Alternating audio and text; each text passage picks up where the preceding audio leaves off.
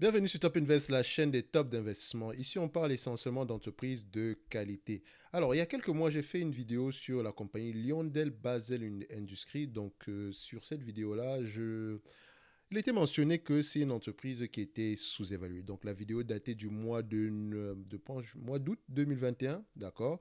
Et vous pouvez voir ici que mon price target était de $200 sur cette vidéo-là, ok? Alors, quelques mois plus tard, un de nos abonnés premium m'a posé la question à savoir, Lionel Basel, c'est une opportunité d'investissement. Est-ce que selon toi, tu pourrais revoir l'entreprise ici? Alors, j'ai essayé de regarder ici l'entreprise, mais la première fois, je m'étais limité aux chiffres, mais cette fois-ci, j'ai essayé d'aller plus en profondeur, déjà afin de voir pourquoi déjà j'avais mis $200 à cette période-là. Et deuxièmement, pourquoi est-ce que cette entreprise s'est négociée à un prix avec des ratios aussi bas? Ici, on a des payeurs de 6 fois, de 5 fois les bénéfices cette année pour 6 fois les bénéfices de l'année prochaine. Donc, quand on dit 6 fois les bénéfices de l'année prochaine, ça veut dire que normalement, l'année prochaine, par rapport au prix actuel, on attend aux alentours de $15 par action. Donc, on ira voir ici pourquoi est-ce que c'est le cas. Donc, ceci représente uniquement mon point de vue et non un conseil d'investissement. Donc, la première, ici, on ne va pas faire comme d'habitude d'aller chercher le revenu, la marge nette, etc. Non. Nous avons en présence ici une compagnie cyclique. Donc, on doit normaliser les résultats. D'accord? Premièrement, au niveau des revenus, je devrais normaliser les résultats ici parce que cette compagnie-ci fait beaucoup d'argent actuellement par rapport à son activité même. Donc, qu'est-ce qu'elle fait exactement? En fait, c'est une entreprise qui vend de la résine de plastique. C'est sa matière première, c'est son business principal. Et la résine de plastique, en fait, provient d'où? Ça provient du pétrole, en fait. Et le pétrole, ça peut être soit le gaz, attention, soit à base de gaz, soit à base de, enfin, gaz naturel liquéfié, bien sûr, soit à base de pétrole. Donc, c'est à partir de ces matières premières-là qu'elle arrive à produire c'est pas l'outil final, mais qu'elle arrive à produire cette composante de plastique là. Donc c'est vraiment du plastique brut en fait, la matière première en fait pour d'autres industries. Donc maintenant, quand nous on essaie de regarder cette compagnie-ci, comme vous allez regarder en profondeur, elle a également une raffinerie. Et cette raffinerie-là est basée au Texas, aux États-Unis, bien sûr. Et vous allez remarquer que c'est une compagnie européenne. Donc la marque NV ici, c'est une compagnie en fait qui est cotée également je pense à Amsterdam. Donc peut-être qu'elle est éligible au PEA, je ne sais pas. Donc quand vous allez regarder en profondeur cette compagnie-ci, elle a un avantage naturel, compétitif naturel, dans le sens où elle a besoin soit du pétrole, soit du gaz naturel liquéfié pour faire du plastique, la matière première de plastique, si vous voulez. D'accord? Je ne sais pas comment, le nom m'échappe pas. Je ne sais même pas comment on appelle ça. Moi et la chimie, c'était deux personnes à l'école. D'accord? Donc, dans cette matière première-là, d'accord, elle a besoin, comme je l'ai dit, elle a besoin, soit elle utilise le pétrole, soit elle utilise le gaz naturel liquéfié. Donc, elle a une raffinerie de pétrole, ce qui veut dire qu'actuellement, quand le prix du pétrole est haut, elle gagne beaucoup d'argent. Mais également, vu que elle utilise en majeure partie du gaz naturel liquéfié pour faire sa résine de plastique, ce qui veut dire que aux États-Unis, elle a un avantage naturel. Pourquoi? Parce que le gaz américain est l'un des moins, comment on dit ça, est l'un des moins chers sur la planète. C'est un gaz bon marché. Peut-être pas actuellement, mais actuellement c'est temporaire. Donc c'est un gaz bon marché au point où les États-Unis deviennent exportateurs de gaz naturel liquéfié. Je me pose d'ailleurs la question à savoir si ce n'est pas vu que les Russes ont un problème avec les Européens, si ce ne sont pas les Américains qui vont rafler toute la mise. Parce que ce qui est bizarre, c'est que c'est quand leurs ports d'exportation sont prêts que cette guerre-là déclenche. Donc, je veux pas verser dans le complotisme, mais il faut aller poser les bonnes questions. Vous allez voir que les entreprises comme Cheniere Énergie, qui construisent des ports de liquéfaction depuis plusieurs années, aujourd'hui, quand ces ports-là sont prêts, d'accord, quand les ports en question sont prêts, c'est à ce moment-là que la guerre déclenche. Donc, vous allez voir que Cheniere Énergie a gagné beaucoup d'argent ici parce qu'elle a un avantage compétitif énorme. Je dis bien énorme. Allez regarder cette entreprise, peut-être qu'elle pourra vous plaire ici parce que ici, essentiellement, elle fonctionne en termes de contrat. Si vous voulez exporter du gaz naturel liquéfié, vous prenez des contrats de 15 ans, c'est bloqué et c'est payé soit ajusté à l'inflation, soit ajusté au prix de la commodité. Donc, vous voyez ici que c'est une entreprise qui a beaucoup souffert, d'accord, mais elle a changé drastiquement de visage depuis plusieurs années. À partir d'aujourd'hui, c'est là qu'elle commence à gagner de l'argent et là, c'est là où son avantage compétitif est durable, là où son avantage compétitif à long terme est vraiment visible parce que les free cash flow sont de plus en plus élevés. Parce que pendant toute cette période-ci, elle était en période de construction. Là, c'est la période des bénéfices qui commence. Donc peut-être que vous pouvez aller regarder ce qu'on paye ici. On revient sur Lyon Del Basel. Lyon Del Basel ici a une raffinerie et également des unités de transformation de pétrole ou de gaz liquéfié en résine de plastique. Simple. Donc c'est essentiellement, donc, quand le prix du pétrole est élevé, elle gagne de l'argent, comme présentement. Quand le prix du gaz est bas, elle gagne également beaucoup d'argent. Donc, quand les deux sont élevés, elle gagne toujours de l'argent. Donc, elle a essayé, de par son business model, elle est assez protégée. OK? Donc, quand on essaie de voir ici au niveau des... Vu qu'il faut normaliser les résultats ici, nous allons voir une entreprise ici qui a à peu près des free cash flow. Les free cash flow ici sont égales au bénéfice net. Donc, pourquoi? Parce que la dépense en capital est juste énorme. Donc, je vous ai toujours dit que la seule différence ici entre les free cash flow et les bénéfices nets, c'est vraiment la dépense en capital. Donc, vous pouvez déprécier plus ici, mais moins réinvestir. Et ça vous permet d'avoir des free cash flow élevés. Donc, quand on revient ici au free cash flow, j'ai fait ici la médiane des free cash flow depuis au moins 2007. Donc, la médiane des free cash flow ici depuis 2007 vous donne, pas des free cash flow, mais des bénéfices nets ici depuis 2007 vous donne à peu près 3 milliards 857. D'accord? 3 milliards 857, ce sont les bénéfices nets que je vais prendre actuellement. Donc, pourquoi est-ce que je ne prends pas la marge des bénéfices nets, etc. C'est parce qu'en fait, c'est une entreprise qui est cyclique. Donc, je dois normaliser les revenus et normaliser les marges également pour avoir ce chiffre-ci. Donc, je suis passé directement rapidement. Donc, ça me donne 3 milliards 57. Ce qui veut dire que actuellement, elle gagne plus de 3 milliards 57. D'accord? À l'heure actuelle. D'accord? Elle gagne plus que ça. Mais moi, ici, je me mets plutôt dans la position de quelqu'un qui sait que la période actuelle n'est pas durable. Elle n'est pas durable du tout. Donc, c'est-à-dire qu'elle va gagner beaucoup d'argent présentement, comme vous allez le voir ici avec les bénéfices nets. Elle a des bénéfices nets qui sont généralement aux alentours de 4 milliards. Hein. Regardez combien de fois on a eu 4 milliards depuis les 10 dernières années. Donc, depuis 2014 ici, combien de fois on a eu 4 milliards plutôt. Donc, 1, 2, 3, 4, 5, 6. Pendant 6 années différentes. Donc, ça, ce sont les 12 derniers mois ici. Donc, 6 années, depuis 2014 ici, on a eu 4 milliards au moins 6 fois. Donc, j'ai plus 3 milliards 800 ici, donc vous voyez que c'est une certaine moyenne. Et quand vous retournez un peu plus loin que ça, vous voyez que c'est en constante évolution et on a une certaine stabilité. Donc, les marges actuelles ne sont pas tenables. Pourquoi? Parce que ça dépend de la variation de la communauté. Présentement, ils gagnent beaucoup d'argent.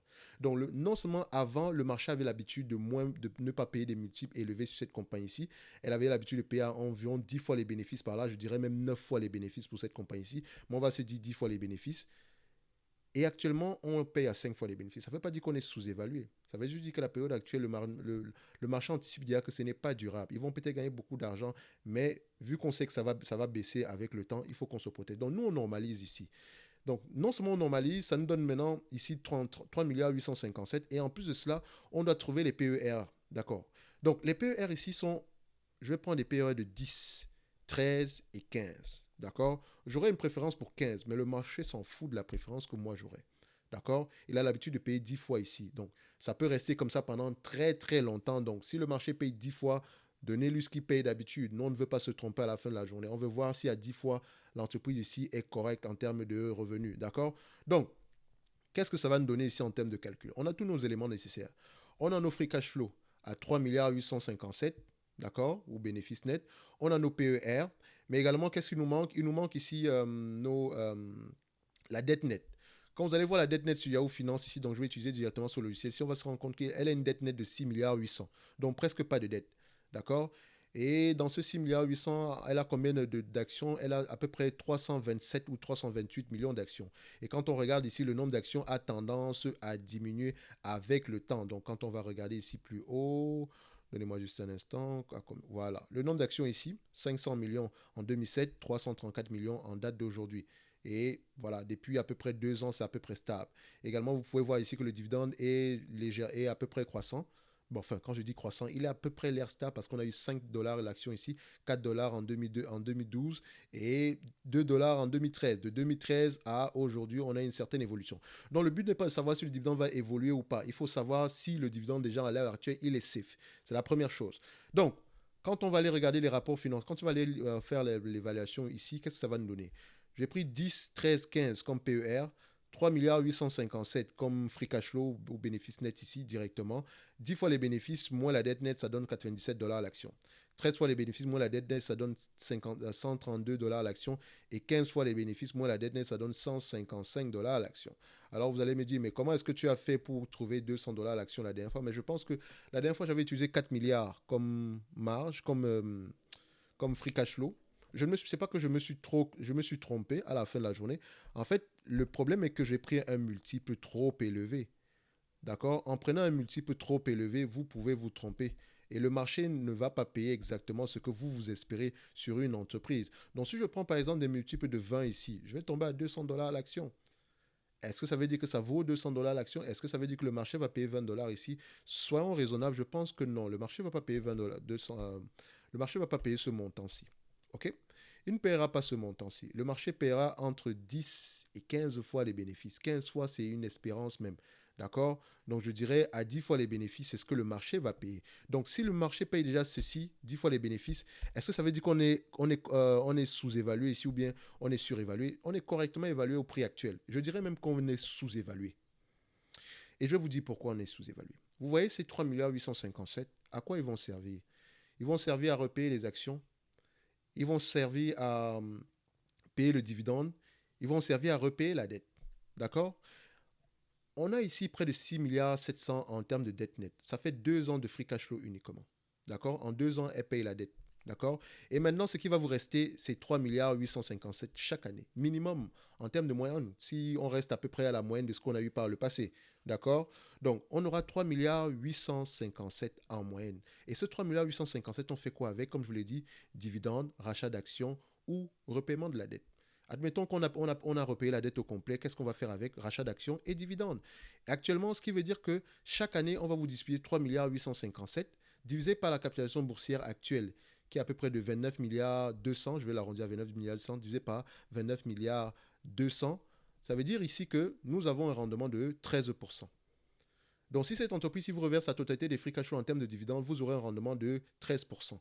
Mais le marché ne va pas payer, le marché ne paiera pas un multiple plus élevé tant que le dividende n'est pas plus élevé. D'accord? Donc la question est de savoir ici, est-ce que le dividende est safe? Si le dividende ici est safe, je vous dirais que oui. Parce que si on prend 5% de 29 milliards, ça vous donne à peu près 1 milliard 500 par là. Ça ne représente même pas la moitié de notre moyenne en termes de marge nette. On a 3 milliards 800 en termes de marge nette ici, et le dividende ici est aux alentours de 1 milliard 500 par là. Donc ce dividende-là a un potentiel de croissance encore élevé et il est safe. À 5% actuellement, c'est un dividende qui est assez safe. Mais maintenant, vous savez qu'on aime également compter sur la croissance du prix de l'action, etc. Donc parfois, le marché pendant longtemps ne va pas payer un multiple plus élevé, mais une entreprise peut faire à ce que les multiples, le prix de l'action augmente de manière mécanique. Comment est-ce qu'elle peut le faire? Simple, en rachetant les actions, en rachetant massivement ses actions. Si cette entreprise arrête de verser le dividende et rachète uniquement les actions, elle va diminuer le nombre d'actions de 13% chaque année, si le prix ne change pas, bien sûr. OK? Donc ici, c'est une entreprise qui est safe, c'est une opportunité d'investissement. Peut-être pas sur le point où vous allez faire énormément de performances en très peu de temps, mais sur le point où vous allez avoir un dividende assez constant pendant une longue période de temps. Et si le management continue également à racheter les actions, vous pouvez également espérer avoir une performance élevée. Donc vous voyez ici qu'en moyenne, elle paye également beaucoup d'actions ici. Donc quand on paye les actions pour 1 milliard 900 et qu'on vous donne un dividende de 1 milliard 100 ici, en fait, en réalité, on a retourné aux actionnaires près de 4 milliards. D'accord? Ici, c'est à peu près 5 milliards en termes de rachat d'actions, 1 milliard 400 en termes de dividendes. Donc, on vous a reversé à peu près 6 milliards 400. D'accord? Donc, ne regardez pas juste le rachat d'actions comme si c'est quelque chose qui partait à la poubelle. Non, ça vous sert également beaucoup. Et dans ce genre de compagnie-ci, le rachat d'actions est important parce que le multiple a l'habitude d'être très peu élevé. Et je vous assure que Lion del Basel, c'est une belle compagnie. Elle est facile à comprendre. Elle est cyclique, certes, mais elle est cyclique et avec un avantage compétitif énorme qui est celui d'opérer dans une région où sa matière première lui coûte moins cher. D'accord? Et elle a également le choix, elle a également le choix entre quelle matière première elle va utiliser. Et qu'importe le prix de la matière première, elle a le potentiel de gagner de l'argent parce que vu elle a une raffinerie, si le prix du pétrole augmente, les raffineries généralement se comportent très bien en période où le prix du pétrole est élevé. D'accord? Parce que leurs coûts sont essentiellement stables à la fin de la journée, donc leurs marges sont plus élevées. C'est comme l'exemple avec Valero ici, qui est également une entreprise qui est cyclique. Et vous allez voir qu'actuellement, les revenus seront très élevés, mais ils ne sont pas durables. Elle a déjà eu 138 par le passé. On est revenu à une certaine moyenne. Donc, ce genre d'entreprise également on fait ce qu'on appelle une normalisation des résultats. C'est une entreprise à peu près qui rapporte 2 milliards en termes de free cash flow. Donc, en date d'aujourd'hui, on se dira vous allez penser qu'on est à des PER très peu, on est à des PER très peu élevés, mais on pourrait être à des PER ici assez élevés par rapport à ce qu'on a généralement dans la moyenne. Donc, faites attention à ce genre de compagnie quand vous allez investir. Il faut normaliser les résultats, regardez à peu près dans quelle industrie on opère, regardez les PER généralement. OK? Donc, ça sera tout pour Lyon Basel ici. Nous avons une opportunité d'investissement, mais je vais sans doute modifier ici le prix pour ne pas qu'on dise que l'entreprise devrait s'évaluer à 200 dollars l'action. On a dit ici que au mieux, c'est une entreprise qui va s'échanger à 155 dollars l'action. Au pire, on sera à 97 dollars l'action. On va couper la poire en deux. Moi, je vais arrondir les chiffres ici. Je vais juste mettre 100 dollars l'action ici. C'est la valorisation de l'entreprise. Mais attention, ça ne veut pas dire que l'entreprise est sous-évaluée ou bien correctement évaluée. Ça veut juste dire que actuellement, par rapport à ce que le marché paye, on est juste à un prix correct. Mais ça pourrait représenter une opportunité d'investissement ici. Donc, n'hésitez pas à aller voir Lyon Basel. Au prix actuel, nous avons une opportunité d'investissement présentement pour ceux qui aiment le dividende, parce que ce dividende-là, il est safe. Si vous discutez la totalité des free cash flow en termes de dividende d'aujourd'hui, vous aurez un rendement de 13%. D'accord? Donc, on va se dire que c'est tout pour aujourd'hui. On va se donner rendez-vous sur la prochaine vidéo et d'ici là, portez-vous bien. Merci.